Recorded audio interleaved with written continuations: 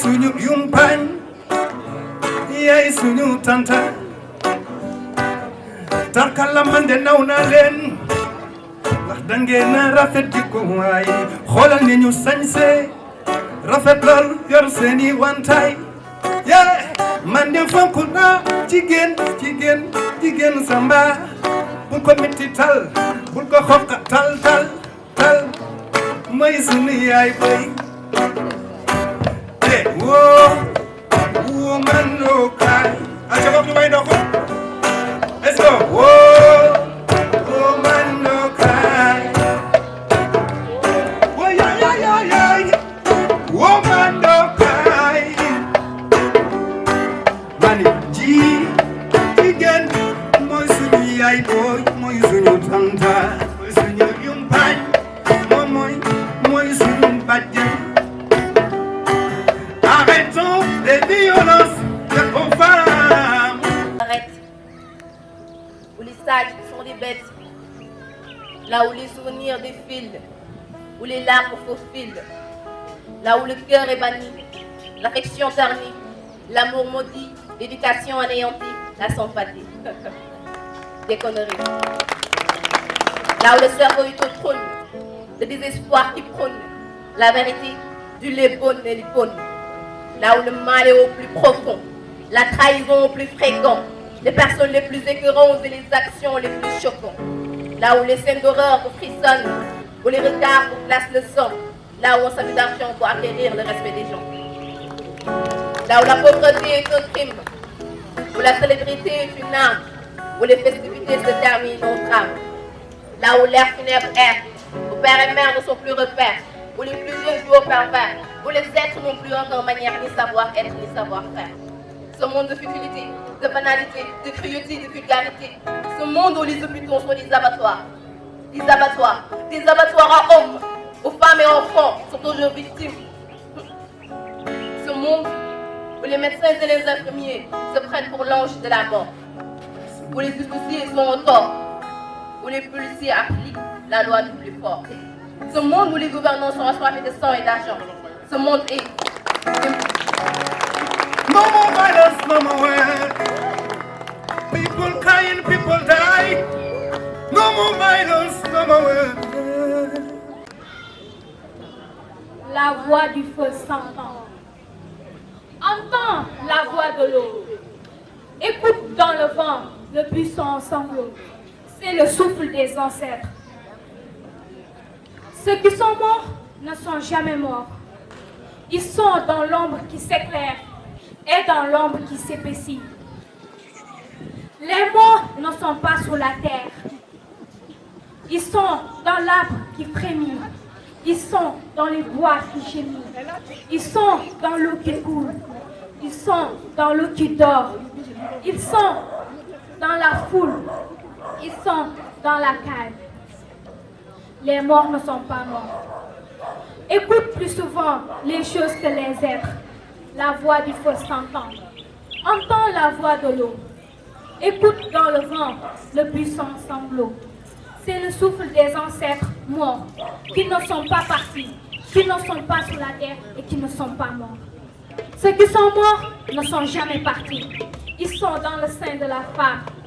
Ils sont dans l'enfant qui va jaillir et dans le tisson qui s'enflamme. Les morts ne sont pas sur la terre. Ils sont dans le feu qui s'éteint. Ils sont dans le feu qui s'éteint. Ils sont dans la foule.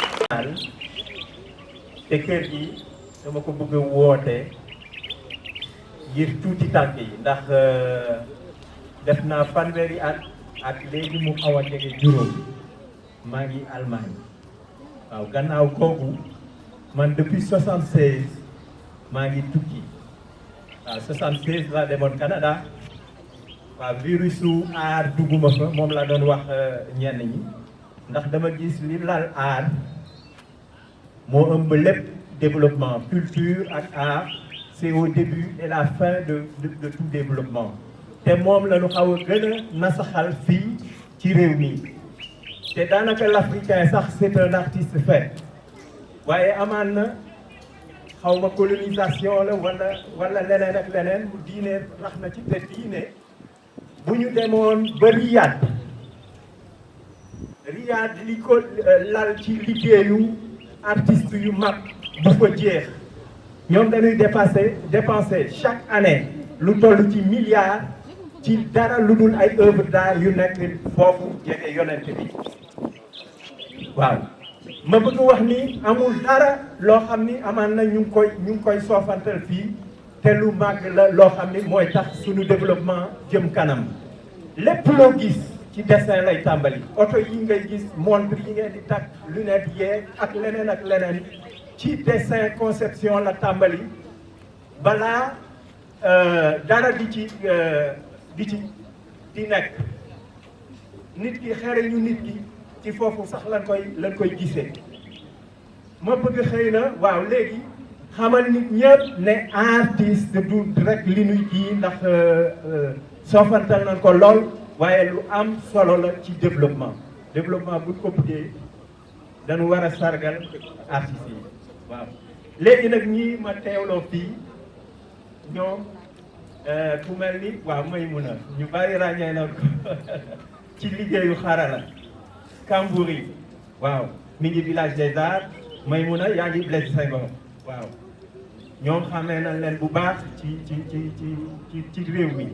waaw jërëjëf mbooloo mi nuyu naa leen yéen ñëpp xale yi mag yi jigéen yi ak góor yi yëpp asalaamaaleykum wa rahmatullah ñu ngi kontaan ci ni ngeen bàyyee seen te ñëw fekk si ñun ci liggéey bi nga xam ne dafa bokk ci ñun buñ ni wax sax ci wàllu ngëm-ngëm liggéey bi moo nekk suñu ñaareelu diine après suñu diine liggéey bi rek moom la ñu gëm mooy jël suñu jot suñu temps yëpp man mii di wax ak yéen maa ngi bàyyeekoo Dakar ak sama naataango bi Kembouri Besaan mi nekk village des arts ñu am ñi ñu waroon fekk si yëpp yitte yi ñoo bari am ñoo xam ne dañ ñu représenté ji ci Saint-Louis ñun ñu représenté leen fii dajaloo bi dafa xawoon métti parce que programme yi ñu impliqué moo bëri boo dëggal li Bassirou waxoon da ci yegg ci niveau boo xam ne kenn du mën a dem sans yow il faut que ñu boole la ci lu ne loolu moo tax teewaay bi xaw a jafe waaye dinañ xool nu ñu ko defaraate man mii ngeen di gis da am naa ci métier bi lu mat ñaar fukki at dama ko teel a jàng boobu maa ngi toll ci ay ñaar fukki at li si xaw a doy waar nag mooy nekk man dama bokk ci famille boo xam ne amul artiste man rek maa la yàlla nattoo ma génn ci loolu ñoom daf leen jaaxal ba tey lu tax ma nekk artiste may fàttaliku nag benn bés bi ma xamante ne dama doon nëbbatu di jàngi école des arts ndax sama papa buggu ko woon ñu nekkoon benn policier sama famille ay juriste lañu ak ay économiste mais bi mu remarqué ne man damay absenté si kër gi daf ma woo laaj ma mu ne ma fan ngay nekk parce que saa yi ma wàccee ñu ne ma dangaa génn ma ne ko école lay nekk mu ne ma ban école ma ne ko école des arts dafa dal si sama kaw jour boobu mu ni ma yow amuloo lenn looy jàng lu dul art yow foo dessin loolu moo nekk ci sa xel mais bul compter ci man pour ma jëndal la benn crayon bi gën a tuuti pour nga dem ci école boobu di dessiner ma ni ko loolu amul problème boo ma mayee ndigal rek man dinaa jënd lu ëpp crayon maak moom ba ma yegg 3e année ñu def benn concours ñu pare suñu examen ñu woo ñu ci centre culturel Blaise Senghor foofu sama atelier bi nekk ñu ne que dañuy def concours ñii ñëw fii tey nii mooy ñiy jógee dëkk bu ñuy wax Autriche te takkaloog Allemagne bi ñuy defaree basin Getzner yi ñëpp bëgg fii foofu la ñuy jógee ñooñu ñoo ko fa organisé woon ma gagné prix bi. Avec les chants fantastiques, la musique et la culture, c'est vraiment très bien. Merci à Bassirou pour leur organisation. Nyami nyami, chuku chuku, ajaka jaka, maraja taraja, enelena tutu, wemba tutu ya, tutu ya, wemba tutu, tutu ya.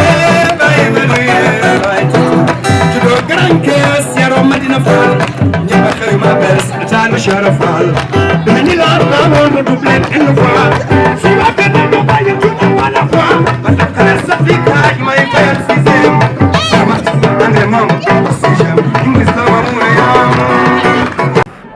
Bonjour à tous, Baye Modou, artiste musicien depuis Thiès. Donc vraiment c'est un honneur de venir participer à ce festival de Biennale Off au village de Ngaparou. C'est un plaisir, donc vraiment c'est super et c'est bien d'organiser ça pour donner l'opportunité aux artistes.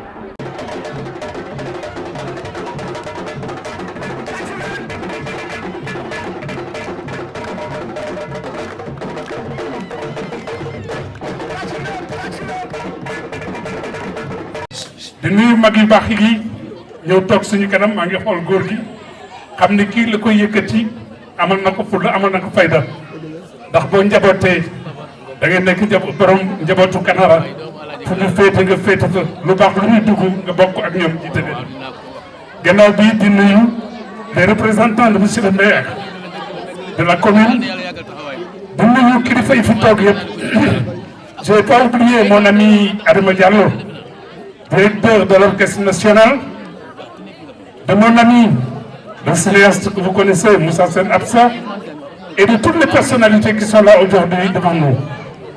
C'est une sorte de tradition qu'à chaque biennale, que notre ami Bassirou Sarr vienne participer à la biennale, à cette biennale offre que nous avons, comment dire, moi-même, Zulu, le petit que, et beaucoup d'autres artistes sénégalais qui à chaque fois font le déplacement pour venir dire à Bass Massa Ndokolele yal na taxawaay bi yàgg. Ici c'est que j'ai une pièce avec Zulu et Moussa Tine et c'est une œuvre que j'ai faite cette année sur ma nouvelle série Les Vanités de la République. C'est un truc sur les vaniteux.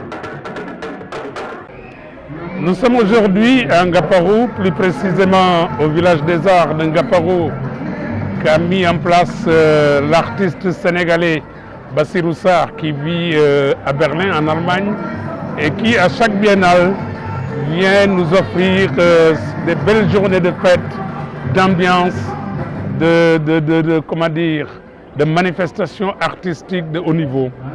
Aujourd'hui, quand j'ai fait le tour de cette exposition, il faut dire qu'il y a l'exposition, mais il y a d'autres événements aussi liés à cette biennale.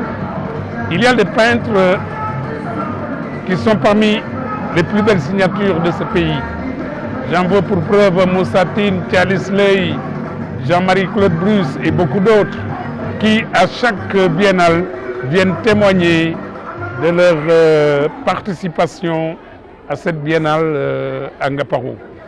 Il faudra aussi remercier les autorités de ce village qui sont ici présentes et qui épaulent, qui soutiennent Bassirou dans cette manifestation de grande envergure qui voit la présence de beaucoup de pays d'Europe, d'Amérique et d'Afrique. Donc, comme je disais au début, c'est une tradition à chaque fois de venir participer à cet événement et de montrer à Bass qu'il n'est pas seul. Il est encore avec nous depuis le premier village des arts de Camp Lat-Dior jusqu'au village aujourd'hui de campement chinois qui se trouve à Dakar, qui a produit ou qui a vu naître ce village de Ngaparou où on célèbre aujourd'hui la fête de la Biennale des Arts.